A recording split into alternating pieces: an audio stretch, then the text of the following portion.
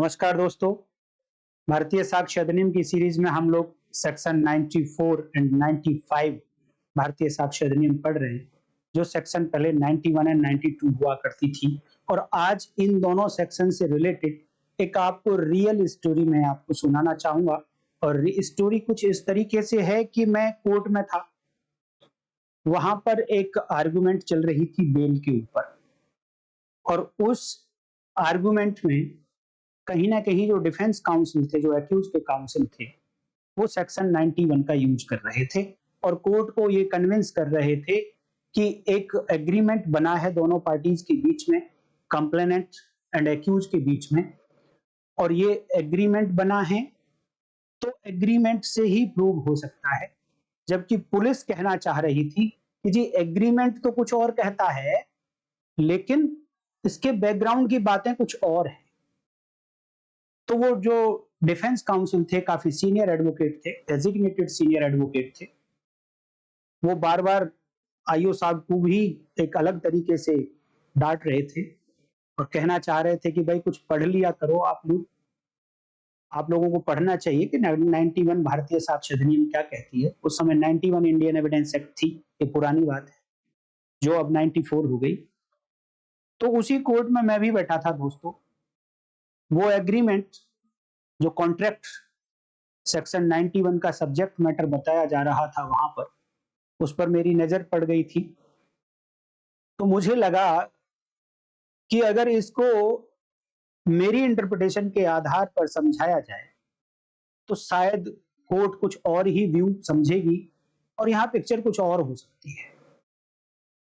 तो मैंने धीरे से जाकर इंटरवेन किया। जो वहां पर पुलिस ऑफिसर थे, एक इंस्पेक्टर रैंक के पुलिस ऑफिसर थे वो, मैंने उनको जाकर इंटरवेन किया। मैंने थोड़ा सा समझाने की कोशिश की उनको। तो वो क्या स्टोरी है वो मैं आपको आज सुनाना चाहता हूं, क्योंकि रियल स्टोरी से पिक्चर कुछ ज्यादा ही क्लियर होके आती है। तो ये केस क्या था जो मैंने स्टोरी वहां पर सुनी, जो बैकग्राउंड में समझा उस केस की। ब्रीफ फैक्ट ये है इस केस के। तो मिस्टर रस्तोगी थे, कोई नाम तो मुझे याद नहीं है उनका। मिस्टर रस्तोगी ये इंफॉर्मेंट थे, आप साधारण भाषा में इसको कंप्लेनेंट भी कह सकते हैं। और इनके साथ चीटिंग हुई थी लगभग 5 करोड़ की। 5 करोड़ की चीटिंग का केस था। और इस केस के जो बैकग्राउंड थी ये थी कि यहां पर एक जो एक्यूज है, इस एक्यूज ने अपने आप को काफी बड़ा आदमी शो किया था। मैं वो नहीं बताना चाहूंगा कि उसने क्या शो किया था अपने आप को, बट ये गुजरात का एक व्यक्ति है। इसने अपने आप को इतना बड़ा व्यक्ति शो किया था इस कंप्लेनेंट को, और ये कहा था कि मैं आपको 150 करोड़ का लोन दिला सकता हूं। 150 करोड़ का लोन दिलाने के लिए इस आदमी को कहा था कि आपको पहले ही लोन हम आपके अकाउंट में 150 करोड़ क्रेडिट कराएं तो उससे पहले आपको हमें 5 करोड़ कमीशन देना पड़ेगा। और इसी कमीशन में डॉक्यूमेंटेशन की जो फीस होगी, स्टाम्प ड्यूटीज जो लगेंगी कॉन्ट्रैक्ट एग्रीमेंट बनाने में, उस सब की, इस सब की ड्यूटी उसमें शामिल होगी और हमारा कमीशन भी इसमें होगा। लेकिन उन्होंने कहा कि ये 150 करोड़ रुपए आपके अकाउंट में तब क्रेडिट होगा एज ए लोन जब आप हमें 5 करोड़ रुपए एडवांस में दे देंगे। ये मिस्टर रस्तोगी अपने साथ 2-3 लोगों को लेकर गए थे। इनका सीए भी एक साथ में था और इनका ब्रदर भी था, वो भी एक साथ में गया हुआ था। इन 2 लोगों के सामने ये डील तय हुई थी। अब ये डील क्या है, इस डील को आप थोड़ा सा ठीक से समझ लो, क्योंकि इस डील के अंदर 2 पार्ट है। एक पार्ट है जो कॉन्ट्रैक्ट में लिखा गया है और एक पार्ट है जो कॉन्ट्रैक्ट के बाहर की बातें हैं, जो ओरल एग्रीमेंट है, और एक है जो डॉक्यूमेंट में लिखा गया है। तो ओरल एग्रीमेंट तो ये दिखाया जा रहा है कि ये जो 150 करोड़ रुपए का जो लोन मिस्टर रस्तोगी जी को मिलना है, इसके बदले में 5 करोड़ रुपए ले रहा है ये एक्यूज। लेकिन इस 5 करोड़ में से इन्होंने समथिंग 3.25 करोड़ रुपए तो लगभग इतना तो अमाउंट था जहां तक मुझे याद आ रहा है, वो आरटीजीएस किया, आरटीजीएस बैंक ट्रांजैक्शन से इस एक्यूज के अकाउंट में दे दिया मिस्टर रस्तोगी जी ने। अब जब बैंक ट्रांजैक्शन हो गई है और इतना बड़ा अमाउंट है और एक ही ट्रांजैक्शन से आया है 3.25 करोड़ रुपए के आसपास, तो अब इस एक्यूज को ये दिखाना पड़ेगा कि इसके अकाउंट में ये पैसा कहां से आया है, क्यों आया है। तो अब इस एक्यूज ने कहा मिस्टर रस्तोगी जी से कि देखिए मेरे अकाउंट में इतनी बड़ी ट्रांजैक्शन हो रही है, तो मुझे इनकम टैक्स को बताना पड़ेगा कि ये पैसा मेरे पास कहां से आया। तो इसे मैं इनकम टैक्स को बता दूंगा कि मैंने आपसे इसे लोन लिया है। तो इस लोन को शो करने के लिए मैं और आप एक एग्रीमेंट बना लेते हैं। तो इन साहब ने एक कुछ स्टैम्प पेपर था, मुझे नहीं पता कि कितने रुपए का स्टैम्प पेपर था, बट वो स्टैम्प पेपर था। उस स्टैम्प पेपर पर इन दोनों लोगों के बीच में, मिस्टर रस्तोगी एंड वो एक्यूज, इन दोनों के बीच में एक एग्रीमेंट हुआ था, जो एग्रीमेंट वहां पर सब्जेक्ट मैटर था उस बेल आर्गुमेंट का। और इस एग्रीमेंट में लिखा हुआ था कि ये रुपीस 3.25 CR ये मिस्टर रस्तोगी ने दिया है ए को, एक्यूज को, एज ए लोन। और यहां पर दोनों ने अपने साइन किए हुए थे, मिस्टर रस्तोगी एंड इधर ए ने। और इस एग्रीमेंट की ओरिजिनल कॉपी थी एक्यूज के पास में। जब वो बेल आर्गुमेंट कर रहे थे डिफेंस काउंसिल साहब, तो उनके हाथ में वो ओरिजिनल कॉपी थी, एक्यूज ने दी हो कि आप दिखाइए जी, ये तो लोन का मैटर है, चीटिंग कहां से हो गई। रस्तोगी जी का ये कहना था कि उन्होंने 3.25 करोड़ रुपए से जो बैलेंस बच गया 5 करोड़ का, वो इन्होंने सब या तो गोल्ड ज्वेलरी में दिया है या फिर प्लस कैश में दिया है, और इसके बारे में उनके पास कोई एविडेंस नहीं है।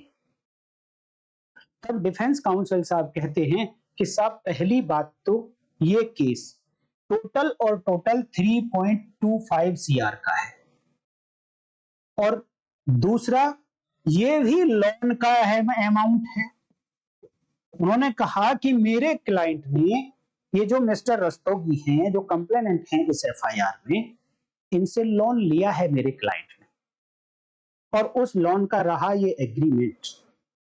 तो डिफेंस काउंसिल साहब ने सीधे सीधे शब्दों में कहा पुलिस को कि साहब, माय लॉर्ड, पुलिस तो रिकवरी एजेंट का काम कर रही है। अब इस रिकवरी एजेंट के लिए पुलिस नहीं बनाई गई है, रिकवरी कोर्ट्स बनाई गई है। अगर इन रस्तोगी साहब को इस एग्रीमेंट का पैसा नहीं मिला तो इन्हें रिकवरी कोर्ट में जाना चाहिए था, सिविल कोर्ट में जाना चाहिए था। बजाय सिविल कोर्ट में जाने की ये पुलिस के पास मिल गए जाकर, और इन्होंने एक झूठा केस बना लिया, क्रिमिनल केस, और उस क्रिमिनल केस में इस क्लाइंट को बेचारे, जिसने कोई ऑफेंस नहीं किया है, उसको अरेस्ट कर लिया। पुलिस तो रिकवरी एजेंट की तरह काम कर। अब वहां पर मुझे वो इंस्पेक्टर साहब प्रेशर में आते दिख रहे थे। अब जैसे ही ये एग्रीमेंट कोर्ट के सामने आया, कोर्ट साहब की नजर गई, जज साहब की नजर सीधी आईओ के पास कि हाँ जी आईओ साहब, क्या है ये। तो जब प्रेशर में दिखाई दिया इंस्पेक्टर साहब को, मैंने देखा तो मुझे लगा कि शायद मुझे यहां पर इंटरफेयर करना चाहिए। अब जब जज साहब ने आईओ से पूछा कि हाँ जी क्या है ये तो एग्रीमेंट था, लोन का केस था, आपने इसको क्रिमिनल केस कैसे बना दिया। तब आईओ साहब का कहना था कि साहब मेरे पास 161 के स्टेटमेंट, जो ये कहते हैं अपने स्टेटमेंट में कि ये जो ट्रांजैक्शन थी ये लोन के लिए नहीं थी, ये तो पैसा 150 करोड़ के बदले कमीशन था। ये जो पैसा दिया गया है 3.25 करोड़ जो एग्रीमेंट में लिखा गया है, ये एक्चुअल में उस कमीशन के लिए पैसा दिया गया था, ये लोन नहीं था। ऐसा स्टेटमेंट है मेरे रिकॉर्ड पर। उन्होंने जज साहब को स्टेटमेंट पढ़ा दी। जज साहब ने जैसे ही वो स्टेटमेंट पढ़े तो अब अगली उंगली डिफेंस काउंसिल साहब की तरफ गई, तो डिफेंस काउंसिल साहब ने मौका ही नहीं, इतनी स्पीड से आईओ साहब को धमकाया और कहा कि कुछ पढ़ लिया करो, कुछ पढ़ लिया करो, सेक्शन 91 पढ़ लेते एक बारी इंडियन एविडेंस एक्ट की। वहां पर यह कहा गया है कि अगर कोई डॉक्यूमेंट तैयार हो गया है, किसी ट्रांजैक्शन के लिए डॉक्यूमेंट तैयार किया गया है, तो इस डॉक्यूमेंट को इस डॉक्यूमेंट से ही प्रूव किया जाएगा। इसके लिए ओरल एविडेंस आप नहीं ला सकते, इस डॉक्यूमेंट के अलावा कोई और एविडेंस नहीं आएगी। और वो डॉक्यूमेंट ये है, और इस डॉक्यूमेंट में लिखा हुआ है कि ये लोन एग्रीमेंट है। आप इसके लिए 161 लिखकर आप इसको क्रिमिनल मत बनाओ, ये आपके 161 के स्टेटमेंट की यहां कोई वैल्यू नहीं है। 91 से हिट है ये इंडियन एविडेंस एक्ट। अब फटाफट से जज साहब की फिर उंगली आईओ की तरफ, तो मैं खड़ा हुआ, मैं चुपके से आईओ के पास गया, मैंने उनको वहां पर 91 इंडियन एविडेंस एक्ट दिखाई और मैंने कहा कि सेक्शन 91 इंडियन एविडेंस एक्ट आपके इस केस में तब एप्लीकेबल होती है जब एक कॉन्ट्रैक्ट हो, और कॉन्ट्रैक्ट के लिए एक एग्रीमेंट चाहिए, और एग्रीमेंट कैसा हो, enforceable by law, enforceable by law होगा, देन ऐसा एग्रीमेंट कॉन्ट्रैक्ट की कैटेगरी में आ जाएगा। अब एनफोर्सिएबल बाय लॉ कैसे होगा, ये मैंने बहुत स्पीड से समझाया उनको, और वो इंस्पेक्टर साहब बड़े चतुर थे, फटाफट से समझ भी गए बात। एनफोर्सिएबल बाय लॉ क्या होगा कि जब वहां पर पार्टीज हों दो, एक तो, और कंपिटेंट हो पार्टीज, इनकम्पिटेंट पार्टी ना हो, कंपिटेंट पार्टीज हो, और दोनों की तरफ से कुछ ना कुछ कंसीडरेशन होना चाहिए। अगर कंसीडरेशन मिसिंग है, प्रतिफल मिसिंग है, कॉन्ट्रैक्ट की कैटेगरी में नहीं आएगा, क्योंकि वो एनफोर्सिएबल बाय लॉ नहीं। और अगर कोई डॉक्यूमेंट कॉन्ट्रैक्ट नहीं है तो उस पर सेक्शन 91 एप्लीकेबल नहीं हुई। तो अब क्वेश्चन आता है कि ये इस केस में किस तरीके से आईओ साहब को जिता रही थी, ये वाली बात। तो दोस्तों, मैंने उस एग्रीमेंट को देख लिया था, उस एग्रीमेंट में केवल 4 लाइन लिखी थी, 4 लाइन स्टैम्प पेपर पे था, सिग्नेचर थे दोनों पार्टीज के, 4 लाइन लिखी हुई थी कि मिस्टर रस्तोगी से ए ने इतने रुपए लोन पर लिया है। ये 2-4 लाइन लिखी थी बस। हाँ, इतनी बात तो है कि इस एग्रीमेंट में ये लिखा गया है कि पैसा लोन के लिए दिया गया है। तो डिफेंस काउंसिल साहब गलत नहीं कह रहे थे, कह तो ठीक रहे थे, लेकिन इससे आगे की बातें हैं चतुर लोगों की, समझदार लोगों की। अब इस एग्रीमेंट को जब आप पढ़ेंगे तो इसमें मिस्टर रस्तोगी ने तो दे दिया पैसा, लेकिन इसके बदले एक्यूज क्या कंसीडरेशन मिस्टर रस्तोगी को दे रहा है इस एग्रीमेंट में। दो पार्टी तो हैं, दोनों कंपिटेंट भी हैं, लेकिन कंसीडरेशन मिसिंग है।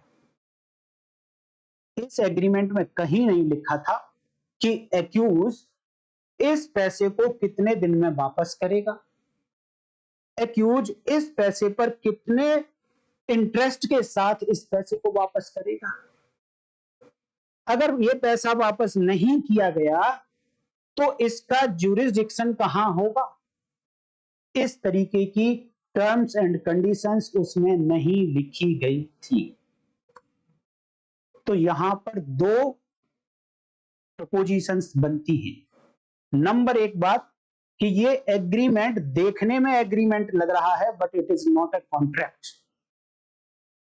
कॉन्ट्रैक्ट की कंडीशन पूरी नहीं हुई, और अगर कॉन्ट्रैक्ट की कंडीशन पूरी नहीं हुई तो सेक्शन 91 एप्लीकेबल नहीं हुआ, और सेक्शन 91 एप्लीकेबल नहीं हुआ तो इसके लिए ओरल एविडेंस दी जा सकती है, और आईओ ऑलरेडी ओरल एविडेंस दिखा रहा है 161 के स्टेटमेंट के रूप में कि ये ट्रांजैक्शन लोन ट्रांजैक्शन नहीं थी, ये कमीशन ट्रांजैक्शन था अगेंस्ट द 150 करोड़ लोन। जो इंड्यूसमेंट किया था एक्यूज ने, जो कभी लोन दिलाया नहीं गया। रस्तोगी का कहना था कि जैसे ही मैंने पूरा 5 करोड़ इनको दिया, उसके बाद में इनका फोन बंद, इनकी टीम गायब, सब लोग गायब, मैं इनको ढूंढता रह गया, ये मुझे कहीं नहीं मिले। तो इनका केवल इंड्यूसमेंट था, ये 5 करोड़ लेने के लिए। इनकी कैपेसिटी भी नहीं थी कभी भी कि ये 150 करोड़ रुपए का लोन दे सकते थे।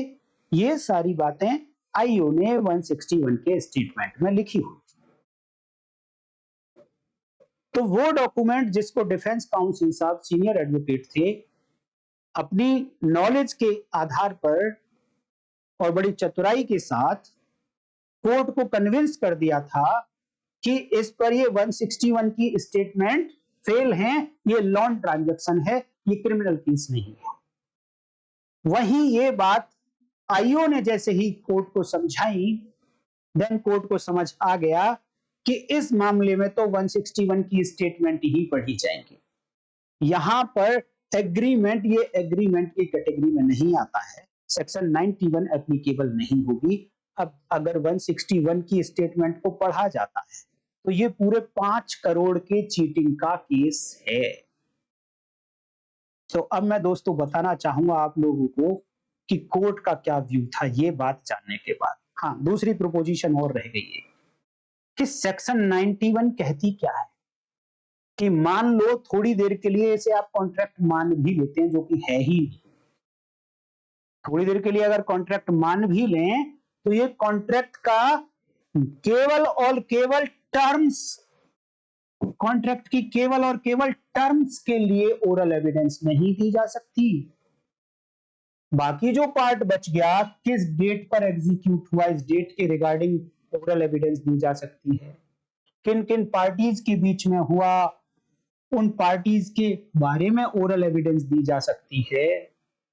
रिसाइटल्स के बारे में एविडेंस दी जा सकती है। रिसाइटल्स का मतलब जो क्या बैकग्राउंड है इसकी, उसके बारे में एविडेंस दी जा सकती है, ओरल एविडेंस। एग्जीक्यूशन के बारे में ओरल एविडेंस दी जा सकती है। अटेस्टेशन के बारे में ओरल एविडेंस दी जा सकती है। लेकिन टर्म्स के बारे में ओरल एविडेंस नहीं दी जा सकती। लेकिन इस एग्रीमेंट में एक भी टर्म नहीं लिखी हुई थी। टर्म ये थी कि ब्याज पे दिया है तो साथ में इंटरेस्ट रेट भी होगा। अगर इंटरेस्ट रेट नहीं है तो लिखे कि इंटरेस्ट फ्री है। वापस देना है, नहीं देना है, कितने दिन में देना है, किस तरीके से देना है। नहीं दिया गया तो जुरिडिक्शन कहां होगा, कौन सी कोर्ट में जाना है, आर्बिट्रेशन में जाना है या कहां जाना है। ये सब टर्म्स एंड कंडीशंस हैं जो उस एग्रीमेंट में एक भी नहीं थी। इट मींस कि सेक्शन 91 केवल और केवल टर्म्स पर एप्लीकेबल होती है, जो उस डॉक्यूमेंट में थी ही नहीं। इसलिए उसके बारे में ओरल एविडेंस दी जा सकती थी। दूसरी प्रोपोजिशन। तो अब मैं आपको बताना चाहता हूं कि ये सारी बातें सुनने के बाद जज साहब का क्या व्यू था। जज साहब ने घड़ी की तरफ देखा, सामने घड़ी लगी हुई थी, तो ये टाइम हो गया था 1:30। और 1:30 का जो टाइम होता है वो लंच टाइम होता है। जज साहब को सीट छोड़कर जाना होता है आधे घंटे के लिए। तो जज साहब का कहना था सीनियर एडवोकेट साहब से कि वकील साहब, जो कंप्लेनेंट है मिस्टर रस्तोगी, ये कोर्ट में प्रेजेंट है और आपका क्लाइंट भी कोर्ट में प्रेजेंट है। आप अपने क्लाइंट को बोलो कि कंप्लेनेंट के साथ बात करें और अगर इनका सेटलमेंट हो सकता है तो आफ्टर लंच आइए, फिर देखते हैं, फिर डिसाइड करेंगे इसकी। अब यहां पर सीनियर एडवोकेट साहब बहुत पुराने थे तो समझ भी गए बात को कि अब डिसीजन क्या आने वाला है। अब क्योंकि मैं इसमें इन्वॉल्व हो गया था तो मैं ये भी जानना चाहता था कि अब 2 बजे होगा क्या। तो मैं 2 बजे तक रुका, मैंने इस मैटर को देखा। मैं दोनों पार्टीज को देख भी रहा था कि क्या हो रहा है। तो दोनों पार्टीज आपस में एग्रीमेंट करने की कोशिश कर रहे थे, सेटलमेंट करने की कोशिश कर रहे थे। 2 बजे दोनों पार्टीज कोर्ट में वेट कर रही हैं जज साहब का। जज साहब आते हैं, कोर्ट शुरू होती है, मैटर टेकअप होता है और डिफेंस काउंसिल के जूनियर थे, डिफेंस काउंसिल साहब चले गए थे, सीनियर साहब अपने जूनियर को इंस्ट्रक्शंस देकर। तो जूनियर काउंसिल ने कहा कि साहब हम दोनों के बीच में सेटलमेंट हो गया है, मैं कुछ पैसा अभी इसको दे दूंगा, 1-2 दिन का टाइम मुझे दे दीजिए और बचे हुए पैसे को मैं कुछ इंस्टॉलमेंट में इसे वापस कर दूंगा, तो आप इस सेटलमेंट के आधार पर हमें बेल दे दीजिए। तो जज साहब ने कहा कि ठीक है, आपको बेल दे दी जाएगी, लेकिन ये आपका स्टेटमेंट रिकॉर्ड करना होगा।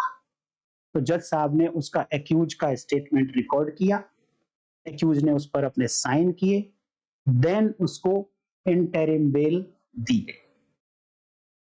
तो दोस्तों मैं बताना ये चाह रहा था आपको कि जो केस थोड़ी देर पहले इस साइड में चला गया था और सही लॉ की जानकारी होने के कारण वापस इस साइड में आया और जस्टिस हो सका किसी के साथ में।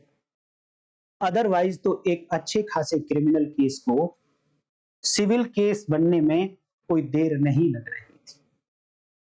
इसलिए मेरी एडवाइस है पुलिस ऑफिसर्स को भी, जूनियर एडवोकेट्स को भी, यंग एडवोकेट्स को भी, कि आप लॉ को अच्छे से पढ़िए, ध्यान से पढ़िए, क्या वर्ड्स यूज हुए हैं, उनका मीनिंग क्या है और आपके केस में वो कितने एप्लीकेबल हो रहे हैं। जब आप इस तरीके से पढ़ेंगे तो आप पाएंगे कि सिचुएशन बिल्कुल बदल गई है। तो दोस्तों मेरी स्टोरी आपको कैसी लगी? और ये मैंने आपको रियल स्टोरी बताई है, कोर्ट रूम स्टोरी बताई, कोई फिक्सिशियस स्टोरी नहीं है, कोई मनगढ़ंत कहानी नहीं है। मेरे सामने सब कुछ हुआ तो मैं आपको बता पाया। दोस्तों इस कहानी से भी आपको काफी कुछ सीखने को मिला होगा। तो सचमुच में आपको क्या सीखने को मिला इस स्टोरी से वो जरूर बताइए। वीडियो अच्छी लगी है तो लाइक करिए, हाइप करिए और सब्सक्राइब कर लीजिए अगर चैनल पर आप नए हैं। नेक्स्ट वीडियो में फिर मिलते हैं दोस्तों, तब तक के लिए नमस्कार, जय